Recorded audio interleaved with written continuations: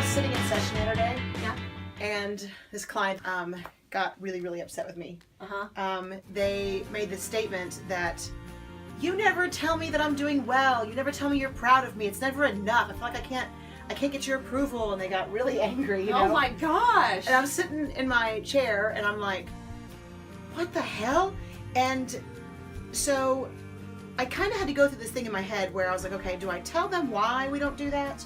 Do I explain that, or do I just nod and do that thing that counselors do? How does that make you feel?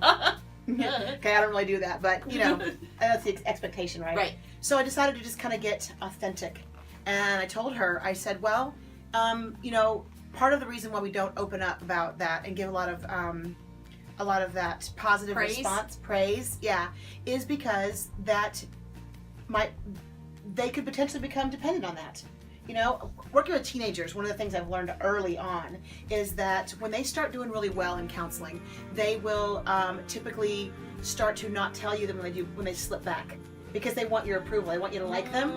So I kind of had this struggle with saying, hey, you're doing awesome. You're doing so great. Because then if they don't do so great the next week, then they come in and they're like, oh, I don't want to tell Brandy that I didn't do well. I want her to, you know. I want her to like me. I want her to think well of me. Yeah. And by giving the praise, they're going to maybe even feel more embarrassed or ashamed. Right. That they had a relapse. I have to go and confess. Right. As opposed to counseling just being that really safe Right, space right. where they can do and say whatever they want to. And I think it can accidentally foster a codependency as well. If I'm giving praise, especially if it's a client who doesn't get a lot of praise from maybe their family or their friends or something like that, and if I become that person, which, you know, can be part of the counseling process, the transference and counterference, all that stuff happens, and you got to deal with that head on. But as I explain this to the client, they're just nodding and they're like, well, why didn't you tell me that in the beginning, like 6 months ago when I started? Because all I've been doing is dancing and trying to get your attention.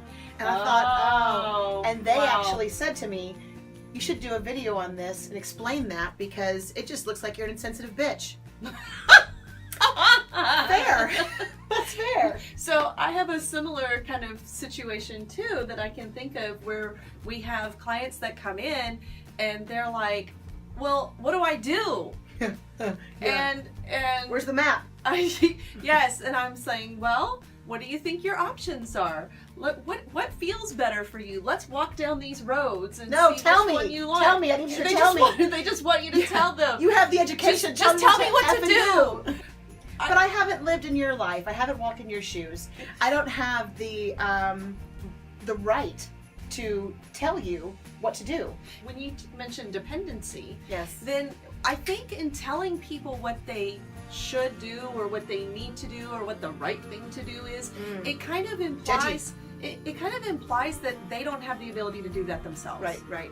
And so you want to empower them. Right. And the answers are within you. So I know for my own personal way that I do counseling is I'm trying to tap into that stuff inside of you to help you find it. Because when you find it yourself, you're going to feel better than if I told you how to do it. Yes. You know, it's that thing that, you know, if you have to work for something. You need the aha moment. Yes. Not we don't me. need to give you the aha moment. Right. And I think in trying to tap into what you have in yourself, then you foster more confidence in yourself. Absolutely. And if you can give yourself the accolades and the feedback and the positive reinforcement that you need, like, it needs to come from within and not from externally. Right. Externally is great, but it needs to come from within. Right. That's going to stick longer. That has better staying power. Yeah. Now, there are times when I'm like, okay, and I'll say it to my client, I'll say, okay, I don't give a lot of direct advice, but here it comes. Because sometimes I'm like, this is not working, this is not okay, get off your ass, do something different, you know, something like that. I'll get kind of direct. Well, yes, I think that it's probably already obvious to our viewers that we are pretty assertive. We're kind of direct. So if you think of something that, like an expectation that you think maybe you had coming into counseling, or something that you think counselors do or should be doing, let us know. Put it in the comments below.